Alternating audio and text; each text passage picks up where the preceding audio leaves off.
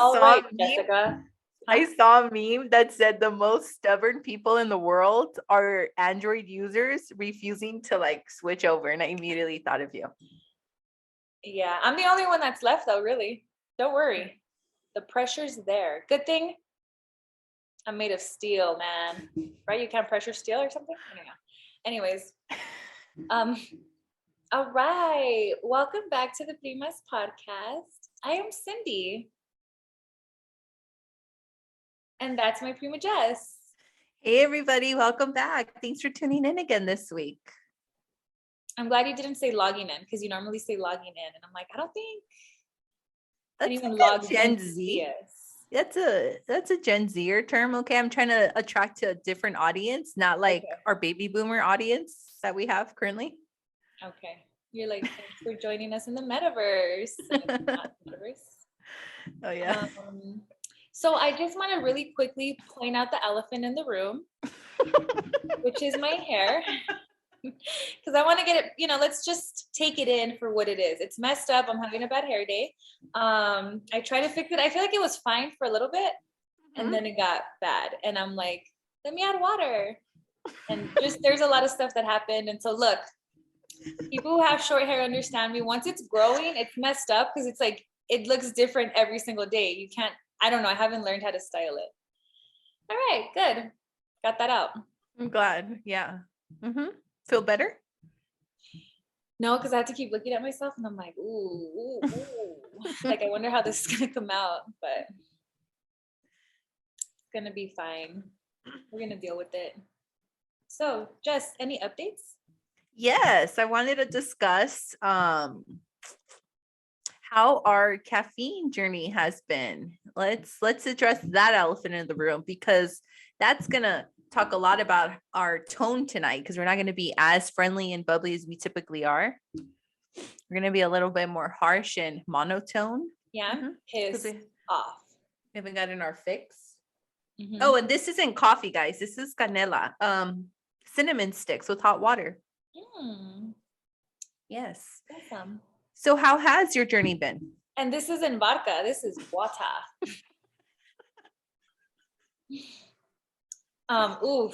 Just kidding.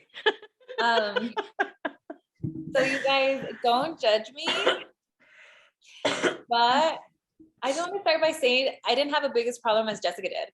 Just kidding.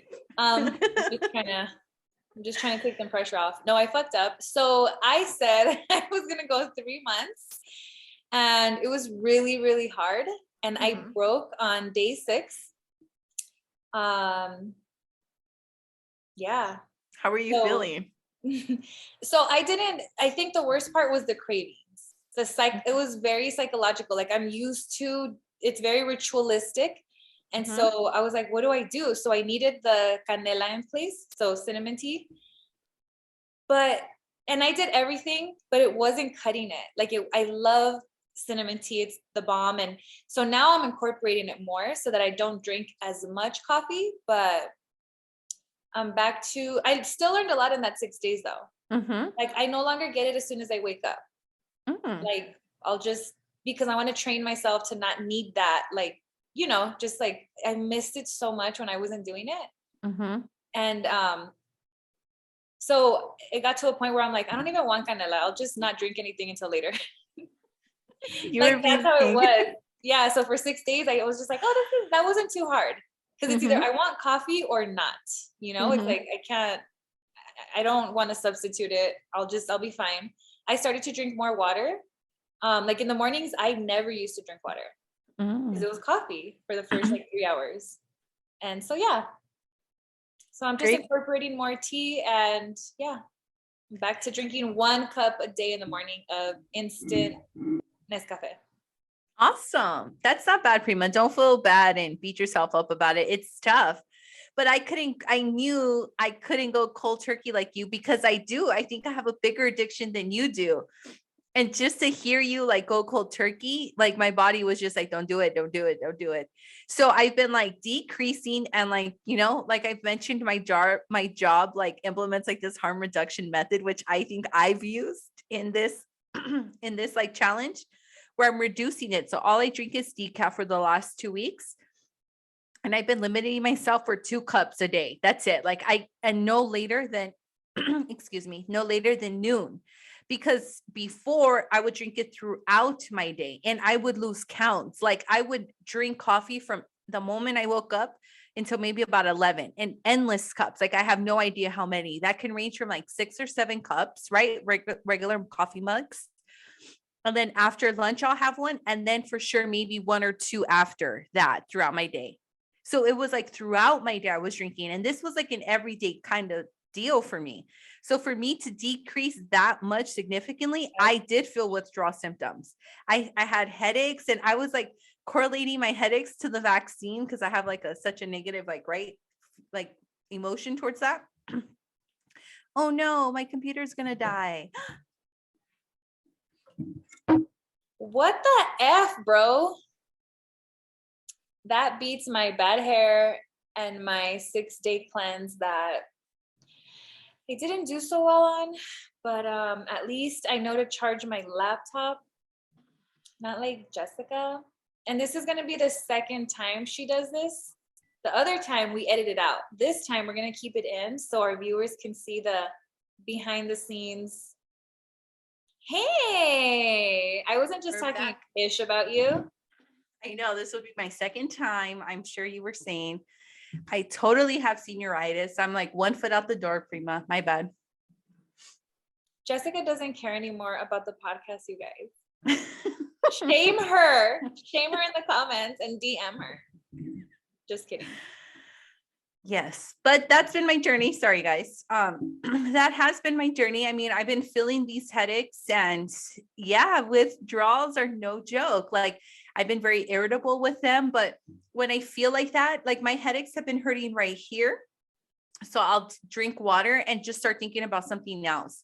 I can't think about it. Otherwise I'll just cave and have one. But if I do want a hot beverage, like in after hours, I'll drink canela, that's been helping.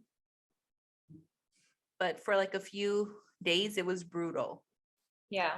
And it's going on 2 weeks now. So I don't know when I want to cut, but I want to make this feel normal because I still don't feel like it's a normal. And then I'll decrease it from there. I can't go cold turkey like you. What's your goal? Like to do 2 cups of coffee, 1 or what? I mean, I would like to eventually just have 1 cup a day and it be decaf. But then I want there to be days. My goal is like not every day have a cup of coffee. Yay. So see, we've learned a lot and we'll keep updating. I mean, I don't have anything to update anymore. Yeah. I don't feel proud. And like, that's why I wanted to tell Jessica, because I'm like, no, hold me accountable because I could just lie. But I'm like, Jess. And it wasn't even good. That's what because I could have just waited till like 7 days. But yeah, it's all good. So today we are going to talk about when we're feeling the blues, when we're feeling down, maybe like not severe depression, but although some of these tips can help with severe depression, but there's times where we're not feeling happy or others might not be feeling happy. And here are our tips, the Primas tips on how to feel better when you're feeling down or how to help others to feel better when they're feeling down. Good topic, because we have been feeling down ourselves. And we thought if we're feeling down, there are probably others out there who are also feeling down about themselves. I am, guys. These headaches are no joke. They're very distracting. Where do you feel the tension? What part of your head? Right here, like, ooh, interesting.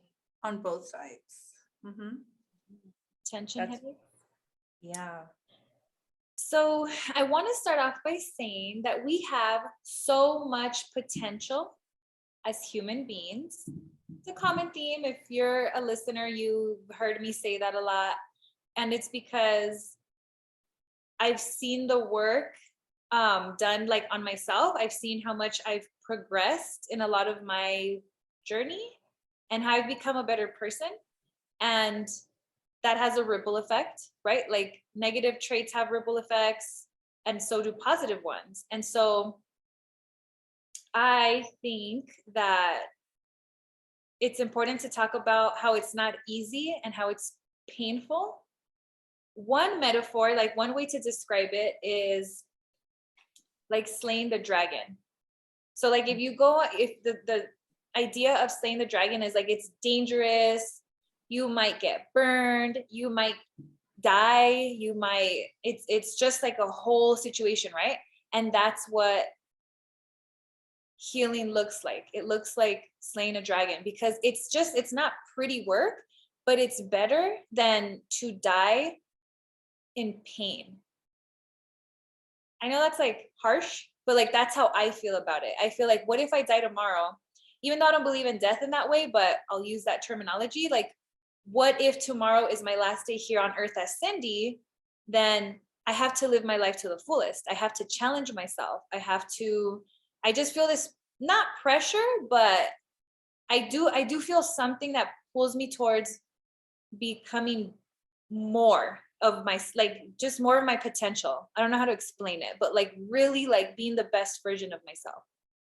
And that takes a lot of time and effort. So yeah, I wanted to start off by saying that we have potential, that even though sometimes we're feeling down in life and I go through it still, even though I'm saying all of these things, there's times, like where we call each other and it's just like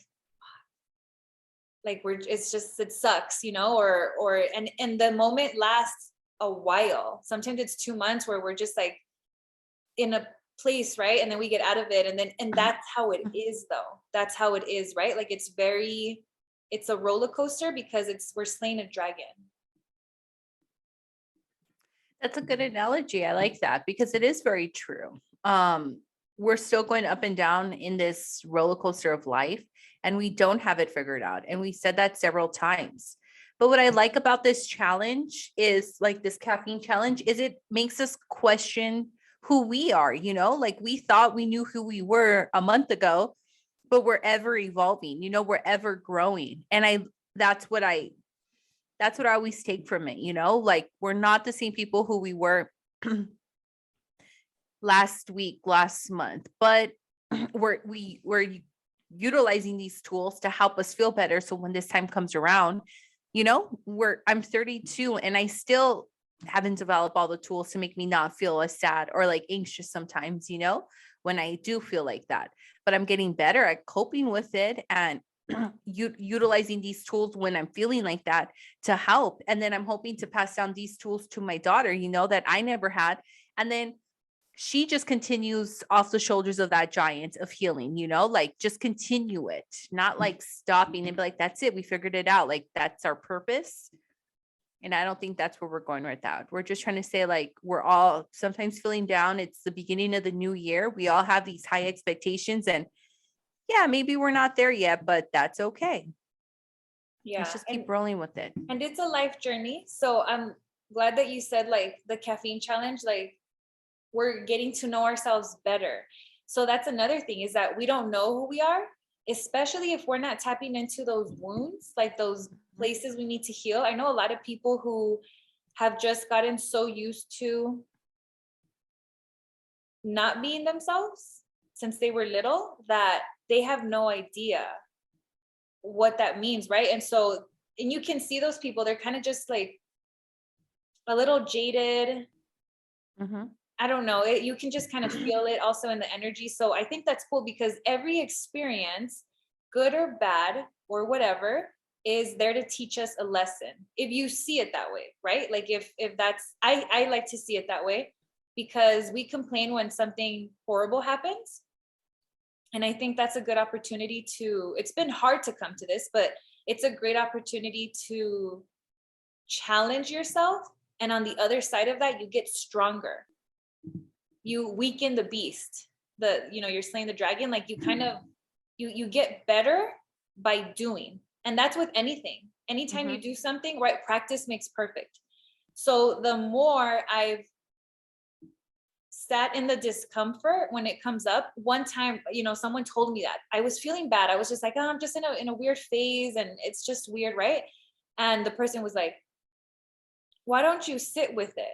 And I had no idea what they meant. I was like, I just had no idea. And this was such a long time ago, where now they planted the seed and now it's like Oh, I know what that means. It means, because I've seen it in so many different places, because I've been receptive. I always do ask, like,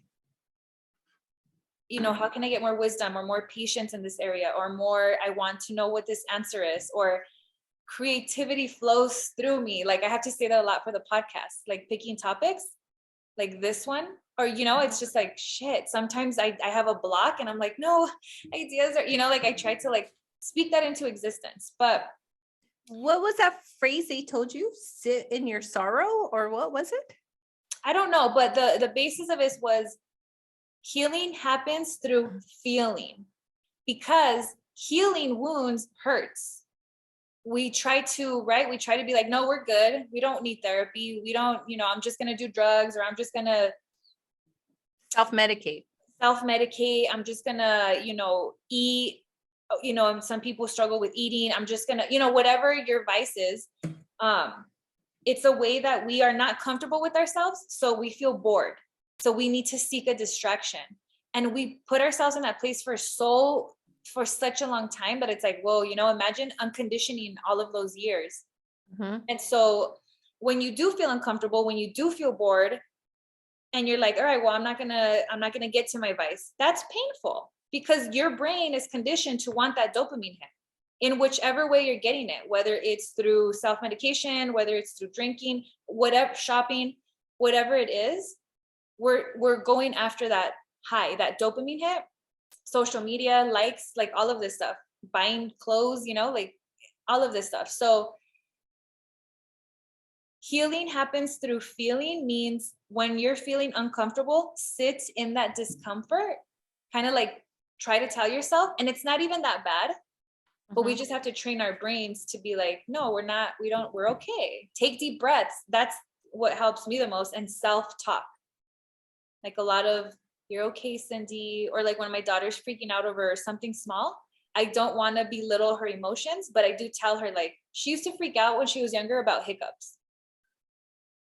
She's like, oh my God, I have hiccups. I'm like, well, that's okay. And then I would catch her sometimes taking deep breaths when she had hiccups. Like she started to at least learn to apply, like, it's, tell your body that everything's okay, because she would put herself in a heightened state, right? Like fight or flight over hiccups. And, kids do that as they learn to regulate their emotions. And now, but see, that's the thing. If we don't learn how to regulate our emotions when we're younger, because we're going to have emotions, we're going to freak out over things that to some people are going to be like, really, that's what you're freaking out over. And then we feel bad because we don't know how to control that. We feel embarrassed. We don't want no one to know. And so healing happens through feeling, in that you got to go through that motion, and it's not even that hard. Like, I don't know, because I've been through it, where I'm like, oh, wow, that was just really me telling myself, like, you're fine, chill, distract yourself in a healthy way, by meditating, by exercising, by going for a walk. And then through there, more stuff starts to happen. You start feeling even better and better and better, because you're essentially releasing more happy hormones in the form of like endorphins when you're moving. So that's one, is healing happens through feeling, like physical as well, right? Because if you're not a runner and you start running, like me, like that's my goal for this year, is to like become a runner. And it's just like 5K or like just a no, mile. I want to do like a Spartan run or a Tough Mudder with Martin. He's doing one. It's coming up. And I was like, oh, I can't go to LA, nor am I ready like for this month. So I was just like, there's one out here in the summer that I've training for running. Yeah. And so, but even that's just an example of, it's so uncomfortable. My breathing starts, it's like, my body starts freaking out, and I'm like, I don't want to do this. I'm bored. Like, it's just so much starts happening where I'm like, no, you're fine. It's 5 minutes. Like, I'm starting, it's not even that much. And it is fine. Nothing happens. I don't hurt myself. I'm fine. And so, yeah, movement is really, really important when you're feeling down. Yeah. I remember one time we took this, it's a psych in Pasadena. It was called like Psych 2, but I think it was like the neuropsychology, where it talks about like the neurons in our brain activity, and specifically just that. And I'll never forget like learning about neurons and learning about them, because the way they work and the way they function is by seeing different things, by reading a room. And the more closed off you are to outside, the more closed off you are to sunlight. Like you said, movement. Yeah, I could move around in my place, but if I'm in a dark room, it's not very productive. So it kind of goes hand in hand with a bunch of other things, and I'll never forget that. Like, I never want my neurons to not fire. You know what I mean? And you're doing that all the time, even when we're thinking they're firing, but I never want to put them in that state where it's like constant plateau. Mm-hmm. Because then my body's just going to get used to that and adapt to that. And then that's eventually like telling our body to like shut down. Isn't that kind of like trippy? Yeah. Because they thrive in that environment. Yeah. You're talking about stimulation through sensation and perception. Mm. Do you want to see my anatomy of a neuron? Sure. Yeah. Do it. You're going to do it either way. You're preparing. Right? Dendrites. Yeah. And then this is the nucleus, and then the dendrites receive the message, and the message travels through the axon, and then it receives on the other end through this other end. But it's all electrical messages. That's amazing. Oh, don't get me started on neuroscience. It's so beautiful. Yeah. Yeah. So that's why, like, I know when I'm feeling bad, I know everything we have to do to like make ourselves feel better, but I try to give like my body that one step up, and not set it up for failure, like the coffee challenge. I could have easily gone cold turkey, but I would have not have liked my outcome in a day or so. I probably wouldn't even have lasted as long as you. And I probably would have been way more destructive. I would have been like, I know. I don't know. In my head, you're like pouring coffee down, like in your shower, like crying, like, no. Yeah. Cindy won't take this from me. Yeah. I hate this stupid podcast. She's like, whoa, you're making it personal, bro. Just drink some coffee. I quit. Yeah. So movement is very important, and it's not always about getting into the gym. It's just taking your dog out for a walk. If you don't have a dog, going out for a walk yourself and forcing yourself. And if you can get out every single day, and I'm not talking about we walk from our offices to our cars and then from our parking lot to our house. I mean, really dedicating yourself to like walking around the block. Maybe you can implement it at work, around your block. The Pasadena Hills, we used to always do that. And that was so nice. It was so cool because we used to talk. If you have a friend or a buddy or a partner to do it with, even better, because it just goes by so quick. Oh, that was good times. Oh, remember we used to walk the Rose Bowl, and we would say like, I'm gonna live in this house, and then like a few houses down later, we'd be like, well, I'm gonna live here. And our houses were always so different, huh? Yours were always like so modern and like high tech. You're like, we can be at the same block, but like separate. Yeah, that was cute. The Rose Bowl, people still do that, right? I still run there sometimes. Okay, the other one. So that was number one. Number one to curing the blues is movement. And number two, sorry, I thought I wrote my notes in my notebook, but it's on my phone. Whoops. Please tell me you don't have a 15-page list. Oh, please. Actually, it's on your text messages. Oh, Jessica. Okay.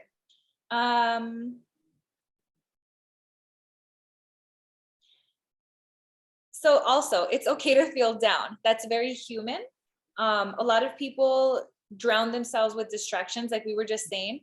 And sometimes, okay, so that's another quote that I read was like, the best way out is in. We want to not feel sad. We want to not feel unhappy. And we're like, oh, we don't like that feeling, right? And we can't shake it because we're not going within. We'll turn on Netflix, right? And we'll binge a whole season of something. And it's kind of like you're putting it to the side. You're putting the real stuff to the side.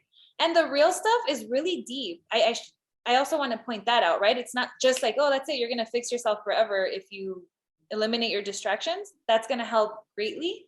But sometimes in therapy, I haven't done therapy, but it'll take so long, right? Or years sometimes for someone to make a breakthrough because they've separated themselves so much. And Alex from the last episode was saying this. He said that in his therapy, he would talk about like, oh yeah, like you laugh when you talk about your mom throwing a shoe, like a heel, and it hit him in the head and he was bleeding. You laugh like when you're 30 in therapy talking about that. But a 5-year-old that happened to, you know, I have a 5-year-old. So I'm just kind of like, when she gets upset or, you know, whatever, she's so sensitive and so vulnerable. And I allow her, I'm always like coaching, like, no, it's okay. Express your feelings. It's okay to feel sad. Or, you know, she has that, but at the same time, it's like, you know, I can see how our traumas are shaped. We're shaped at a very young age and we get shamed or bullied or whatever it is. Right. And then that, like you said, the neurological response always is to defend yourself. The neuron always wants to defend the human body. I shouldn't say yourself because we're not necessarily conscious of it when it's happening. But so what happens is our neurons start to form in a way that's like, what's going to protect me? And that's where we start developing our masks. Oh, I got to lie to my mom because if not, she's going to hit me. Oh, I got to lie. So lying is a huge one because you can get out of a lot of things when you lie. A lot of people are compulsive liars. And it's like they had to learn that as a coping mechanism from childhood. Or again, what Alex said was like he was shamed for dancing and he didn't dance for so many years after that. And it's like, can you imagine like shaming a child for expressing joy? But someone's like, what an idiot or whatever. And that crushes your whole dreams. And if it's around more people, it's so humiliating. And so, yeah, so I like going back there a lot to help explain human behavior, because that's, you know, some of us are not conscious of like, why do we act this way? Why am I reactive? Why am I an angry person? Why am I a violent person? You know, whatever it is, it's like, that's deep. You got to really go in. So it's not super easy. It does take a lot of work. Yeah, Prima. When you say that, it just does take me to there, you know, like I'm still in my healing process in therapy. This July would be 2 years since I've been in therapy consecutively every single week for almost 2 years. And it's not easy. And I still feel like I'm still learning and, just in my healing journey, you know, who am I to say anything, but I always encourage people to do it because it's such a different perspective, like talking about you, like yourself, your emotions, you know, because I never realized I used to bottle everything in, you know, I thought I used to be very expressive, but I never wanted the spotlight on me. I never wanted to talk about my emotions. It was always like, well, how are you feeling? How are you feeling? Like the other people I'm talking to, you know, I never wanted to talk about how I was feeling just because I didn't know how to talk about them. You know, I would just, what for? What are my emotions for? You know, I just felt like, well, they're there and I dealt with it, but I really wasn't. I was suppressing them. But therapy would say, right, that the reason you felt that way was because you learned that your emotions and feelings were not important in whatever way that you learned it, right? The message you got was, what does it matter for me to express myself? It doesn't matter. That's not something that's important. Exactly. So that's great. Yeah. That's a cool one. The other one, this is a short list. Don't worry, Jess. It's only 21. Just kidding. You said it was a 10-minute conversation today. So we're going to keep it very short. Okay, the other one was breath work. We've also talked about it. So the reason why breath work works is because when we get stressed or when we get a negative thought, and it doesn't even have to be negative, it can be excitatory. It could be something like you anxious, right? It could be like you're nervous to go on stage to talk in public, or you're nervous, you know, like it doesn't have to be something traumatic and negative, but in your head, in our central nervous system, the same concept is happening where you're releasing cortisol because you're going into fight or flight mode. Your body's just cortisol's for those who don't know is a stress hormone, and it's a really strong one. That's why we only need it in fight or flight situations. But we have learned to put ourselves in fight or flight situations when we're in traffic, when we're hungry, when we didn't get enough sleep. Like, we need to have better control of our stress because it's just powerful. And so anyway, what was I saying? So you're doing this, and what was I saying before the stress hormone? Sorry, just wanted to clarify. Breathwork. Thanks for interrupting my train of thought. Just kidding. Breathwork. So in order to calm yourself down, if you do start getting too excited where your heart starts racing and you want to calm down, you take a deep breath in, imagining you're filling your lungs, and then you hold for 5 or 7 seconds, and then you slowly release. And that's going to send oxygen into your blood, and it's going to slow your heart rate, because your heart rate's like boom, boom, boom, pumping out blood. And this is going to be like, and you self-talk. So I'm going to give you guys an example of breath work, just because the reason I learned how to do this is because someone actually did it. Because I would always read it and watch YouTube videos, or meditation, and I never got it. So imagine you're filling up your lungs and you breathe in through your nose. So you go until your lungs are full, you hold.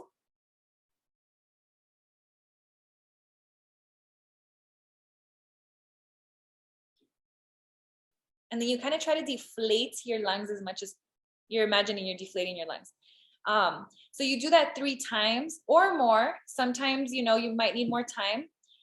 If you're by yourself, do it 10 times. Do it. You start to feel good kind of right away, because you're like, oh, okay, everything's okay. And then the self-talk is like, you're not in danger. You're going to be fine. You're fine. And so that'll tell your brain like, okay, we can relax now. So yeah, that was my example of breath work.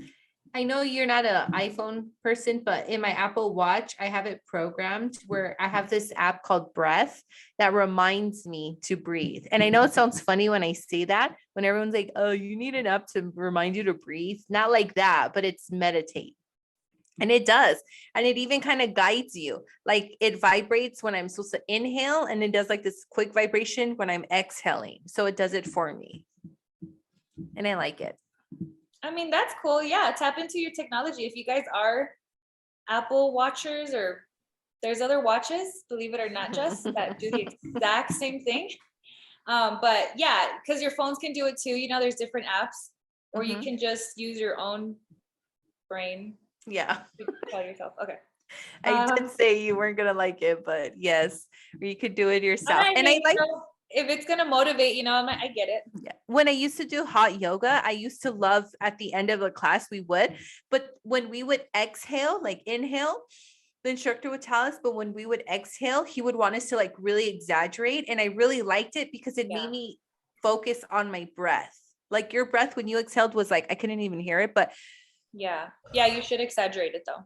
It does feel better. And I like when I do that. Exhaling is probably my favorite. And if you do breath work and you're trying to show someone how to do it, or you give that person advice, really talk them through it. Because like you said, the reason why I learned is because when I was teaching, somebody was like, let's do a quick exercise. And she really exaggerated all of her movements to prove the point. Although you can exaggerate, you go, and you can, there's nothing wrong with that. But that for me, like, I guess I was a visual learner in that sense, where I'm like, oh, okay, I really learned how to mimic that. And, you make it yourself. So that's what I did with my daughter. Then I started to express to her like, oh, look, this is what you want to pretend you're doing, blowing up a balloon or whatever. So great, Jess.